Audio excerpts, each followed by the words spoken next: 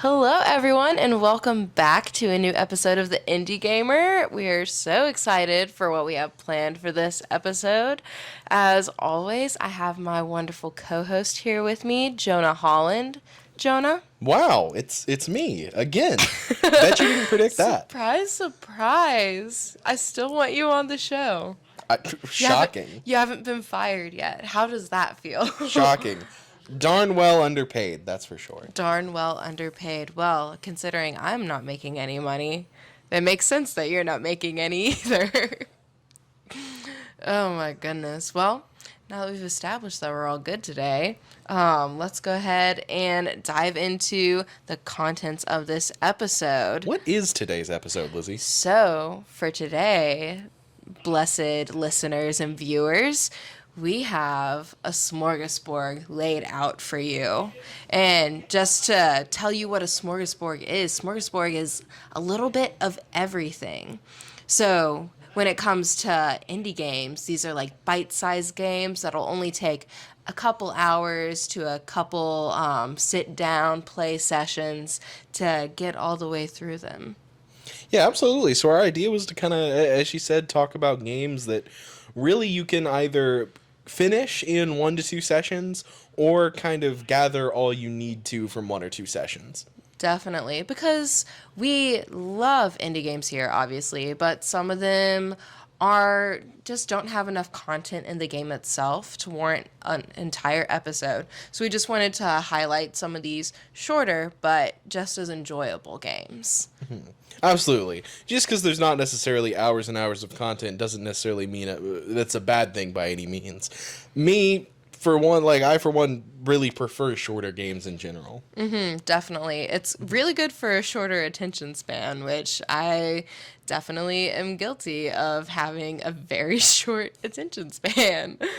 Oh my goodness. I can't count the amount of times that I'll be doing one thing and I'll just go on to another and completely forget about the first thing I was doing. Exactly. I mean, I know there have been a million instances where I'll be working on a task and then go to my first game that we're going to be talking about on the list, Downwell. Yes. So decided I had to go with my personal one of my personal favorite indie games and just games of all time, Downwell. Talking about bite-sized games, a full playthrough of Downwell takes on average about 23 minutes. However, to be able to get good enough to get that 23-minute playthrough, you're going to have to probably play like 5 to 10 hours of excruciatingly fun sessions. It's super simple in concept. It's kind of a roguelite, procedurally generated game. I guess you would call it a platformer, but essentially you play as the little guy with gun boots going down a well. Funny enough, who would have thought about that for the title? Just real creativity going on there. Yeah, you go down a well with all sorts of different kinds of little enemies and obstacles along the way. It's very simple on the surface, but as you dive deeper down the well, you'll find it's actually a very mechanically rich game. So many like little strategies and play styles can really affect your playtime. It really is a gem, just in every aspect of the word. Very easy to pick up, but very difficult to actually get past the first or second level. It's very fun, but so rewarding as you go on. So many different like little upgrades and changes you can get to your gun boots. Anything from like shotgun boots to like a little spray fire SMG type boot. Just so many variables in the gameplay that's changing level to level really adds on to such a fun challenge and experience. It's a game that was actually free for PlayStation Plus several years ago. I don't remember when exactly, but I have memories of playing it for hours on end on my Vita years ago, and now I've probably played it on every platform it's on. And I feel like that really speaks to the merit of the game, because how long have you been playing this game for? At least 6 years. At least 6 years. And I remember, I don't remember the last time that you played it, but I know it was within like this past 6 months. This is the kind of game that you just revisit over and over again every like couple of months, couple of years. So it has a timeless effect to it. Absolutely. I'll do a run of Downwell probably every 4 to 6 weeks, like realistically. Like boot it up on my computer or my Vita. I dust off my Vita regularly to play Downwell, even though it's on pretty much everything. And it's also usually on sale for $1 to $3. It's very, very affordable. I would argue it's a must play, must try. Definitely. I would agree with that. It's very approachable and deceptive in its difficulty because it is like an 8-bit style kind of game. That's the art style. So it's a little bit deceptive in its like simplistic art style. But very, very solid game. Absolutely. One of my favorite game endings of all time as well. But we won't get into that. That's your little nugget to go down the well and chase it yourself. No, definitely. Downwell has a great ending, but this next game that we're going to talk about, it's really more about the journey. This is a little mobile game, which is really fun, that I decided to talk about. It's called Monument Valley, and they just released Monument Valley 2. It is developed by a little British game developer called Us2 Games, and really beautiful art style.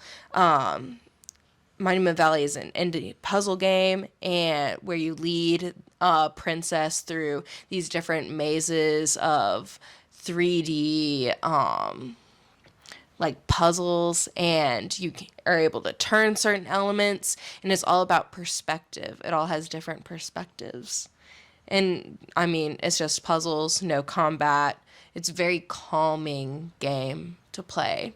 It's like, it has minimal story, but the puzzles are just so engaging that it doesn't matter as much that there isn't as deep of a story to it.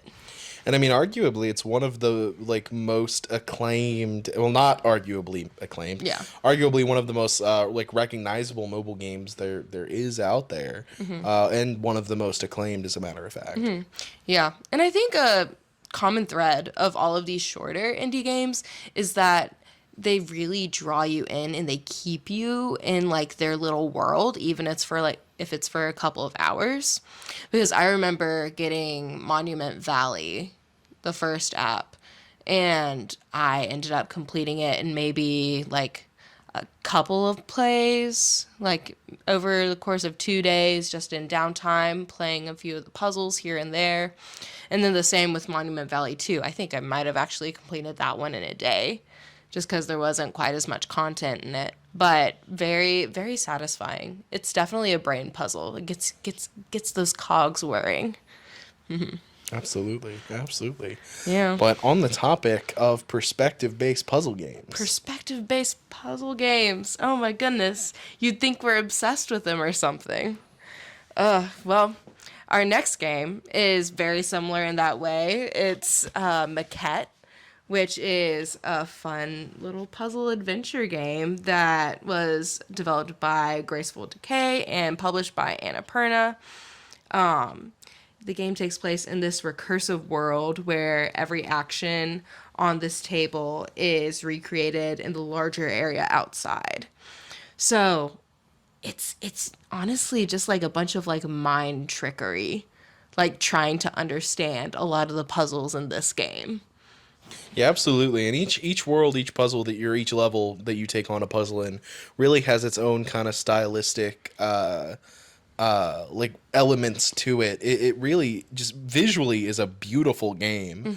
Really great to look at. But then on top of that, you have a really, really engaging story about a new couple. Yes, so the game takes you through like basically the life cycle of a relationship. Actually, the woman in the relationship in the game is voiced by Bryce Dallas Howard. So that's just a fun little nugget, like Hollywood stars getting involved in smaller indie games. And it tells like all the puzzles relate to this like beautiful story of a relationship. There are flashback scenes where you never see the couple, but they're little like sketch doodles that pop up and cut scenes that sort of illustrate the different elements of the relationship, where they are and what they're going through and how they're relating to each other in that way. Yeah, a lot of the story is told through like audio vignettes, like you're hearing conversations that they had throughout the course of their relationship, and you really, in a way, you kind of fall in love with the couple yourself as it goes through. It's beautifully told. It's very beautifully told. It is a heartbreaking story though, because it is about like, the birth, the life, and eventually the death of this relationship. So, I mean, I know that it left us like a bit sad and a little bit teary-eyed at points. But I think one of the most beautiful things about Maquette is what an auditory treat this game is. Like the sound Absolutely. mixing is spectacular, and most of all, the way that they used music to paint the setting. So the entire setting of this game is based in San Francisco. To go along with that, the developers of the game decided that they wanted to use music only from San Francisco-based artists. And so this is over like a lifetime of different artists who made and produced music in San Francisco, about San Francisco, just about whatever. Really, I mean, for me, it was probably the best game soundtrack of 2021. No, I completely agree. I mean, especially looking back this year at my Spotify Wrapped, it was like, oh, there is one of the songs from Maquette in my top 5 songs of the year, which is really bizarre because I don't think I've ever had a game creep into that area of my life in that way. But I don't know. There's just something there. The opening song, when you start the game, you're in this garden and they start playing San Francisco Nights. And it's just, I don't know. It's a moment. It is a moment. It's a really beautiful moment. It's a moment that'll really stick with you after the game's done. Yeah. It's just a really, really wonderful song that just serves as a great opening for the entire thing. Like some of these songs, I think one of them, there's a level where there's like a sandy beach area that you're in, and there's a little bit more of a rock and roll song, which was actually created by like one of the friends of the developer, one of the developers knew, and it's not even on Spotify. I don't think, I couldn't find it anywhere, or else I would have added it to a playlist. Fair enough, yeah. But I don't know. It just goes to show how important music is in all video games, even like these little video games. Absolutely. Art, I mean, music is an art within itself, but the way it's able to propel other mediums of art, I think is a beautiful thing. Yeah. And an interesting way Maquette also used that is the length of the song is how long you have to do a speed run of the level. Because I know on PlayStation there were trophies to speed run the level. And you're like, all right, I know this song now, so I know I have to like do this series of actions to complete all the puzzles in the level. Yeah, and that is purely optional, just going for the platinum. Yeah. Which, full disclosure, I have not done yet. Yes. But intending at some point. We did a full playthrough of the game, just not the second playthrough for the platinum. It is a very emotional game, so it honestly, like, I wouldn't recommend trying to do a platinum first time through. I'd rather you just like go sit with the game, really fall in love with this couple and get into the story first and foremost. Absolutely. Yeah, and now Maquette was a game another perfect instance of an indie game that I probably never would have actually taken the time to check out if it wasn't for PlayStation Plus. And I'm not just shilling for PlayStation or PlayStation Plus at the moment. Yeah. Because actually the next game is another one that I wouldn't have discovered if it wasn't for a service, and it's one I actually found via Xbox Game Pass, a recent release, actually in the past few weeks. Paparazzi. Yeah, I hadn't heard of it until maybe 3 or 4 days before it dropped. I saw a trailer for it on Twitter, and immediately it grabbed me from the trailer. Just an adorable first-person little simulator game in a world purely inhabited by dogs. You go around and you photograph them. You are the paparazzi. It scratches that Pokemon Snap itch in a way that honestly, bold statement here, hot take coming in. Prepare yourself for it. Strap yourself in, please. Scratches the Pokemon Snap itch better than new Pokemon Snap on the Switch. Oh, dang. You heard it here first. Yeah, at least for me personally. Get out your torches and pitchforks right now. My goodness. But it's truly just a joy to play if you are part of that very specific niche. I will say, if you like looking at cute dogs, play it. If you like Pokemon Snap, play it. If you like photography, it's worth a shot. It's so fun because as you progress, you get like little extra lenses, different focal lengths to play with, different film stocks to have like different effects for taking pictures of the pups. And then, of course, you are completing little objectives to unlock the next level, so on and so forth.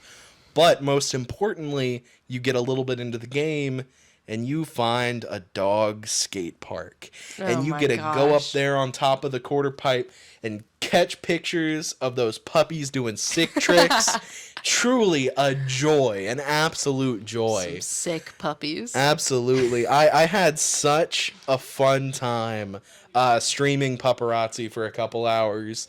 My first play session, I streamed it, and just everyone in chat was loving the dogs, loving the dog pics. I got a little obsessed over hitting that perfect, like mid, like backflip puppy picture. It truly a joy to play. If you have Game Pass and are mildly interested in any of the things I mentioned, it is worth a nice little evening play. Yeah. That's one of the best things about like these PlayStation Plus and these Game Pass games that like you otherwise wouldn't have found. Like it really allows you to get out there and explore and see like different things that you probably never would have bought otherwise. Absolutely. And sometimes those can end up being some of your favorite games. I mean, I could do a whole podcast alone on how PlayStation Plus led me to finding like some of my most beloved games, Downwell being a great example. For sure. And especially like those two services being a great wealth of finding games you otherwise wouldn't have found. And then also just trusting your friends and going off of their recommendations sometimes for those smaller games that might be like, oh, that sounds a little iffy, but you end up really, really falling in love with. Yeah, absolutely. Yeah, so for our next game, talking about Nidhogg, which was developed by Messhoff, how did you find Nidhogg? Because you were the one who... So I knew of Nidhogg like back from when it was first releasing, because PlayStation did a very big push marketing wise for Nidhogg, but I never got the chance to play it back then because I just never bought it. It wasn't until about a year ago my wonderful roommate introduced it to us, and then that's when we really got a chance to dive in and play it. Yeah. Oh my goodness. What to say about Nidhogg? Tell me a little bit about the gameplay itself. The gameplay, so it's a simple, you said not a fighting game, but it's like a 1v1 like battle. Yeah. It's like a 2D platforming 1v1. It's very simplistic fencing, basically. Yes. It's a fencing type. Yeah, it's a 8-bit fencing match with some pretty wild and far-fetched maps that can be a lot of fun. But it's mechanically simplistic in the matter of you don't swing to attack or anything. It's really you just touch your opponent with your sword, but you can point it up, mid, or down. You can roll around or you can throw it. And so it really becomes almost like a fast-paced puzzle of trying to anticipate your opponent's moves, counter them, all while if you kill them, they immediately respawn. Almost immediately respawn, but your goal is not to kill your opponent, it's to get all the way on the other side. So each stage is broken up into multiple layers. You start off in the middle, and it's essentially like a geographical tug of war going from side to side. That's an excellent way to describe that. Yeah, so you're trying to kill your opponent and block them from getting all the way to the other side, while at the same time trying to get all the way to your side. So it's very, it keeps you on your toes. Yeah, and one thing I did leave out is you can't advance on your side unless if you've had the most recent kill. So you do have to get one kill before you can start, like, moving. Yeah. Yes. And sometimes those kills can be a little aggravating because, you know, sometimes someone will just have, like, a wildly thrown sword that'll just completely, like, go through you. Yeah, Kind of sucks. It's a lot of fun. It's a great pick for a good old-fashioned, like, couch party game kind of night, passing a couple controllers around. Like, lots of great memories in the past year of just having, like, 6 people over and tossing the controllers around. A great thing to have a tournament. Have, like, a tournament bracket who will be, like, the fencing champion. But I think some of the most fun times that we've had playing this game is just playing the two of us. And I don't know, just getting, like, playfully aggravated at each other, like, sitting on the edge of our seats.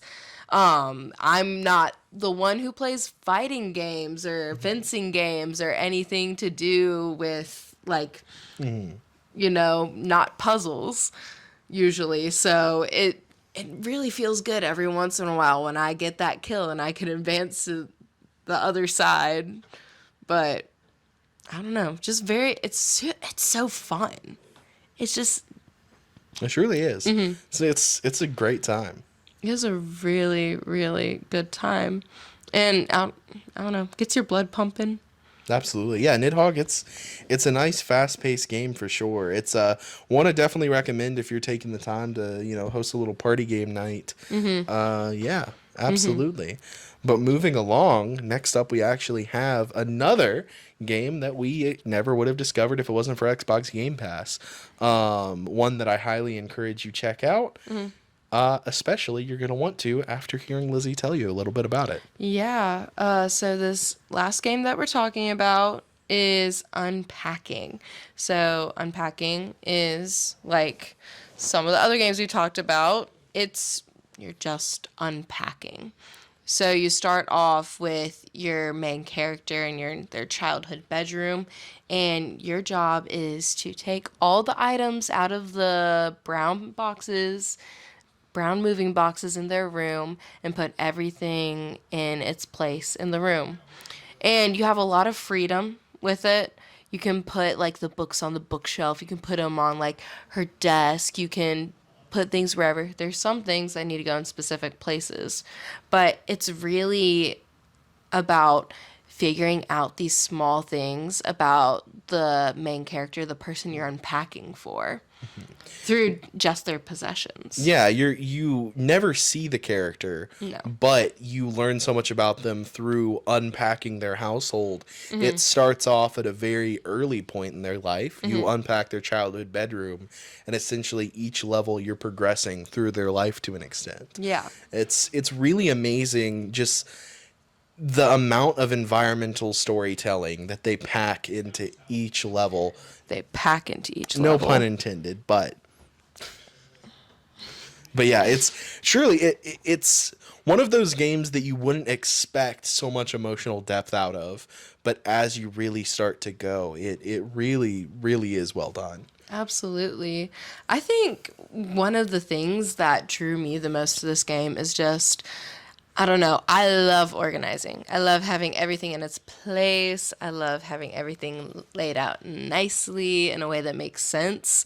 So, I mean, I know that got me a little bit feral about just trying to figure out, like, okay, if I'm going to put all the shoes here, then where am I going to put, like, her shirts, where I can only, like, fit this many jeans on this shelf. So what am I going to do here?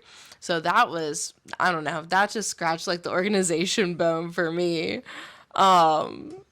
At the same time, like, learning about, like, this character's interests and all those sort of things, seeing, like, between different levels what sort of things they were keeping and what sort of things they were letting go of. Yeah, absolutely. And it's just a really peaceful game to just go through and click your way through each level and put in the items where you want to.